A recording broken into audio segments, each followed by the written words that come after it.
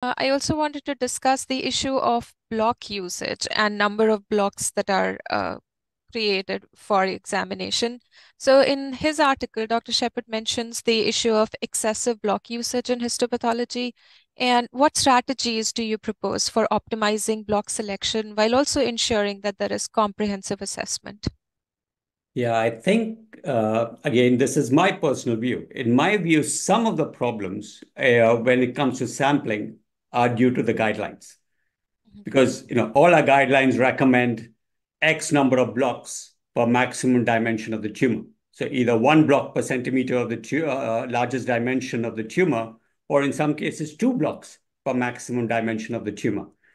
But this actually is not very scientific. Again, Swati, could I demonstrate this with a case? Yes, sure. Right. So here in what's labeled A, I've got a block of tissue. Mhm. So this block of tissue is 2 by 2 centimeter. So it's 2 square centimeter. Now, if I take the same tissue and put it in one block, so that would be one tissue block in one paraffin block.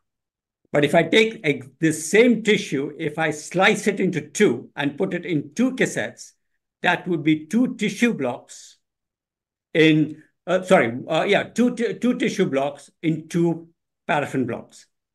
But if I take the same tissue and divide it into four, I could end up with 4 blocks. But I've examined exactly the same number of tissues. So the same tissue could end up as 1 block, 2 blocks, or 4 blocks. So that's why talking about blocks, but number of blocks, because block is not no, it's not it doesn't tell you anything about the amount of tissue, because you could have very little tissue in a block, or you could have lots of tissue in a block. Yeah, this very clearly explains how this definition or these guidelines, especially in block numbers, might not really be accurate or scientific. That's right. I think so. We need to probably reconsider what we are doing.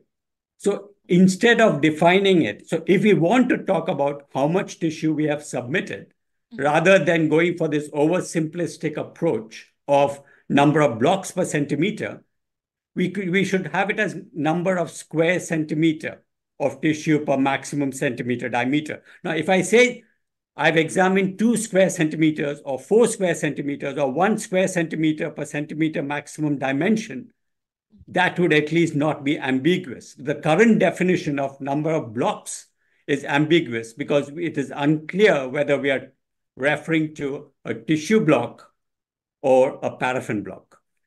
Mm. But having said that, if we are going to say how many square centimeters of tissue we have examined, Mhm. we don't need to be accurate. All we are doing is a guesstimate, just like you would guesstimate the percentage necrosis or percentage of sarcomatoid change microscopically. You Mhm. just guesstimate visually, eyeball the number of square centimeters of tissue that you have submitted. Interesting. I think it would be nice to convey to the surgeons also who probably don't understand if we say that we examined 20 blocks. Instead of that, if we end up saying we examined X square centimeters of the tissue. Yes, but having said that, even that, I think, the amount of tissue that we Mhm. examine is oversimplistic. Mhm. Because the number of what is more important is where did you take those sections from, not just how many sections you took. So the quality is probably more important than the quantity.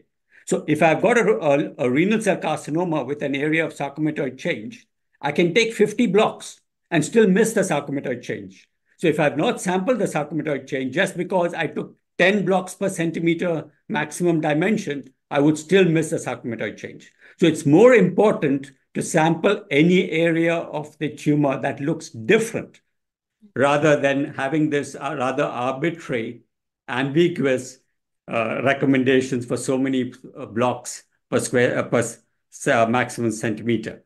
And finally, it's also important for us to appreciate what we are sampling and examining microscopically is minuscule. So even if I embed all of the specimen, I would still have examined only 0.15% of the specimen because it's only 1 5 micron section for every 3 millimeter slice. So it's even that. So even if I double the number of blocks that I take, actually the amount of tissue that I've examined microscopically is minuscule, the increase that I've got.